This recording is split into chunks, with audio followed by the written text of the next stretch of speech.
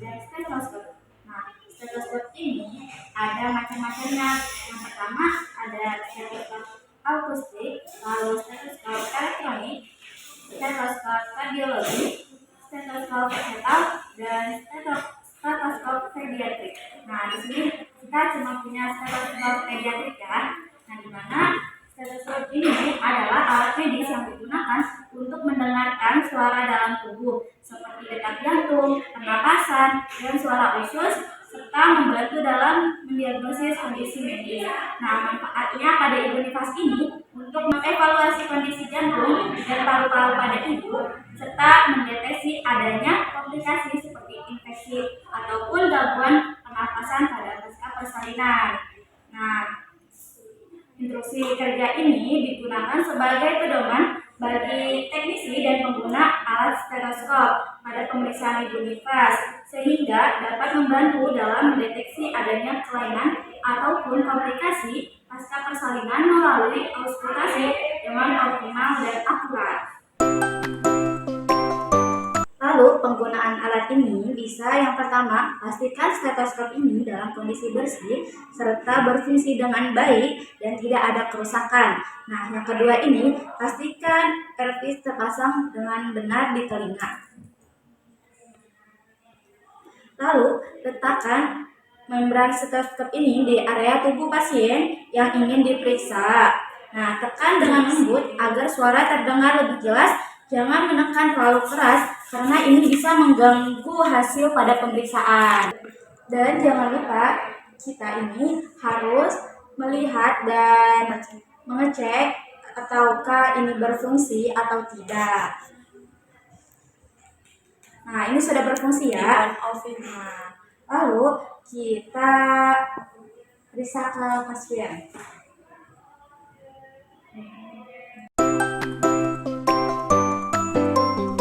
Jangan lupa pada lubangnya kita tekan ya, agar kita ini bisa fokus pada suara yang terdengar seperti detak jantungnya ataupun pernapasan seorang pasien.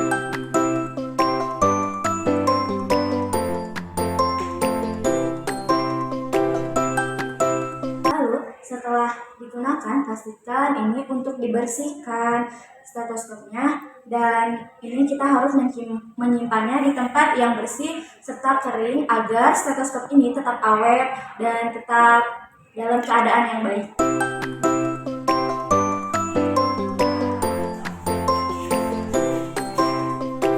Ada perawatan alat stetoskop. Nah, yang pertama, bersihkan stetoskop setelah digunakan. Lalu yang kedua, gunakan kain lembut yang telah dibasahi dengan larutan sabun.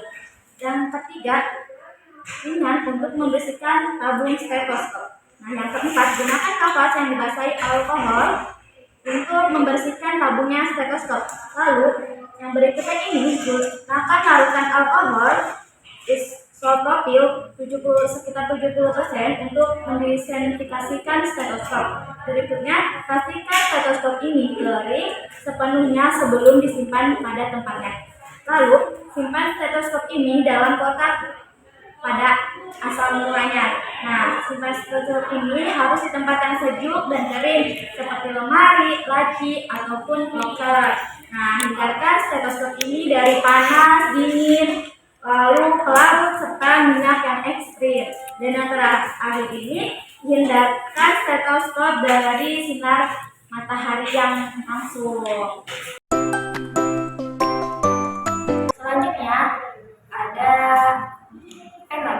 Nah, penel ini merupakan senter kecil yang digunakan untuk memeriksa respon pupil terhadap cahaya serta mengevaluasi kondisi lubang mulut, tenggorokan, ataupun area kecil lainnya seperti telinga, hidung, mulut, dan mata. Nah, manfaatnya pada ibu nifas ini untuk mendeteksi adanya kemerahan ataupun pembengkakan yang mengindikasikan adanya infeksi pada seorang ibu nifas.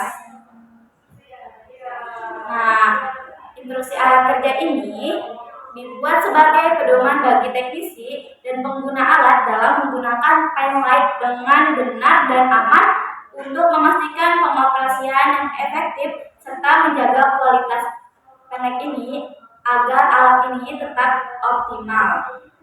Pemeriksaan menggunakan teknik ini kita bisa melakukan pemeriksaan pada area mata. Nah, di area mata ini pasien itu tidak melihat langsung ke penlight, tetapi seorang pasien ini melihat atau menatap ke seorang bidan. Nah, ini juga melakukan pemeriksaannya jangan terlalu dekat dengan matanya pasien, tetapi agak di jarak gitu. Lalu ini juga jangan terlalu lama memeriksa menggunakan tekniknya ini kepada mata pasien. Nah, ingat pada pemeriksaan ini jangan terlalu lama juga ya, jangan terlalu cepat. Nanti kalau misalkan terlalu lama, takutnya si ibunya juga nggak bakalan nyaman.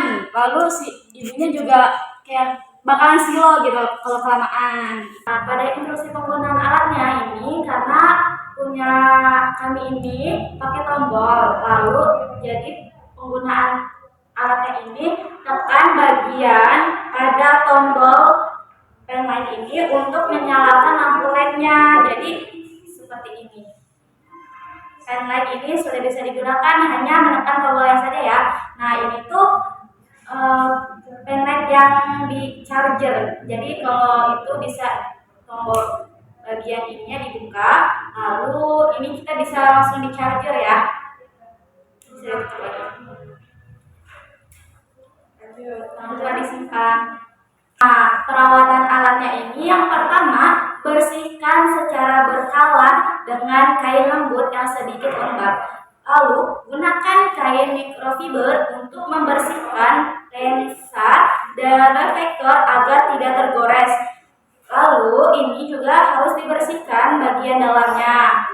Nah, yang keempat ini, kompartemen baterai dalam kotoran atau korosi yang dapat mengganggu koneksi listriknya.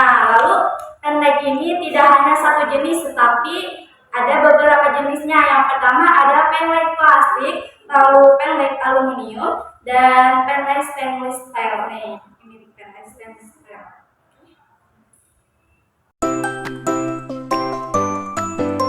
Alat selanjutnya ada timbangan. Nah, ini timbangan kita hanya memiliki dua macam saja ya, tetapi ada timbangan digital juga nih, tapi kita nggak punya di sini. Di sini hanya ada timbangan manual. Nah, ini timbangan manual hanya untuk berat badan saja.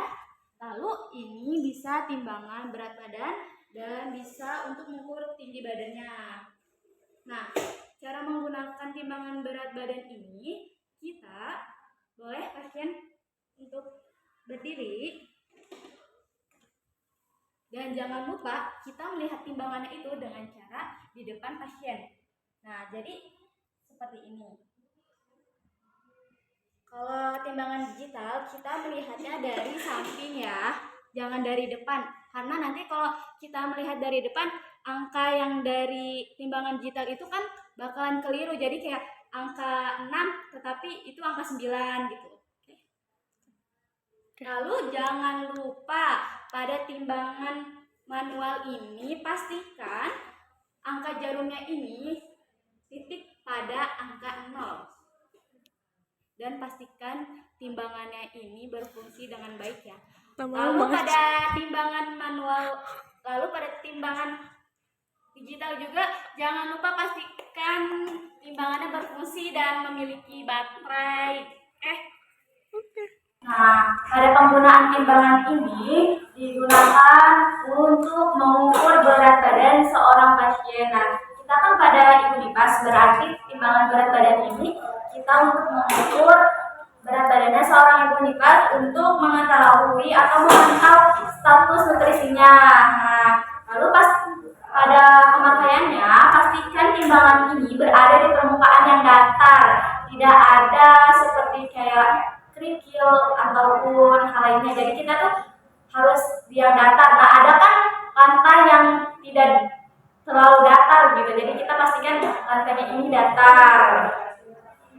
Lalu kita meminta seorang ibu ini berdiri dengan tegak di atas timbangannya tanpa alas kaki, ataupun jika pasien memegang barang, pastikan barangnya itu kita pegang terlebih dahulu ataupun barangnya ditaruh perawat terlebih dahulu agar tidak mengganggu pada berat badan seorang pasiennya ini.